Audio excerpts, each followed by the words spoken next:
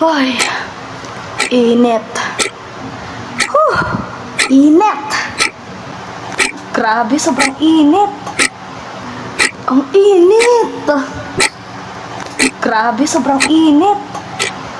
Ang init, buisit.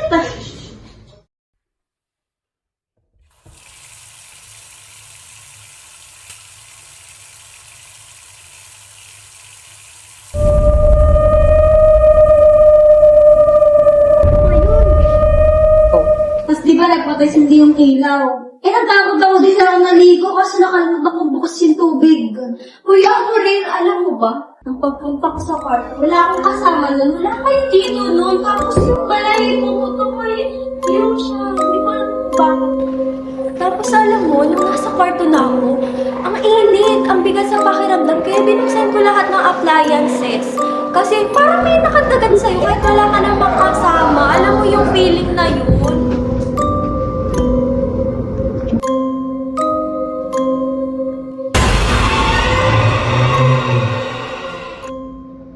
Sa amin naman, habang naglalaro kami ng ML, nakaramdam kami. Actually, hindi namin na siya nakikita pero grabe yung pakiramdam namin as in nagtatayuan yung balahibo namin after namin maglaro. Ay ako din kanina, may naramdaman din ako. Alam niyo ba, habang nagsusuklay ako ng buhok, nag-aayos ako ng mukha. May parang pumuhit sa ganito ko.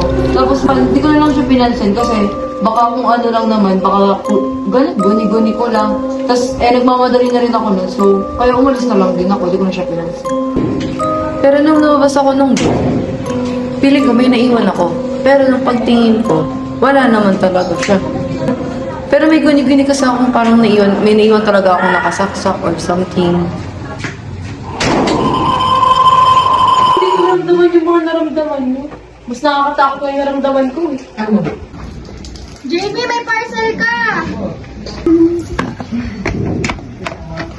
Nakakatakot. Nagkakat niya siya. Kaya ako kasi kumain. Kaya nga eh.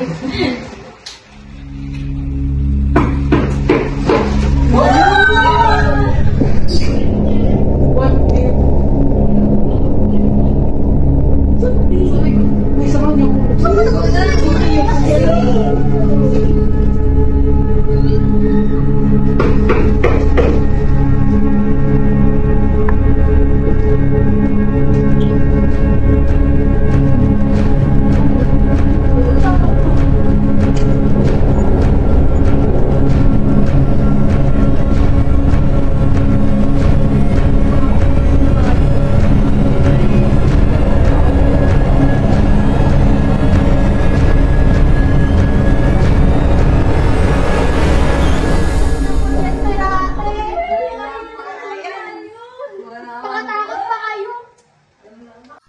Hindi lahat ng nakakatakot ay multo. Minsan, bill ng kuryente at ng tubig.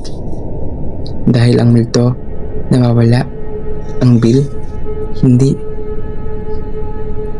Sa panahon ngayon, hindi multo ang dapat katakutan, kundi ang mataas na konsumo ng kuryente at ng tubig.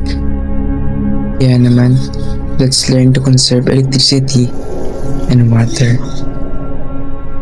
It's not just a choice, it's a responsibility.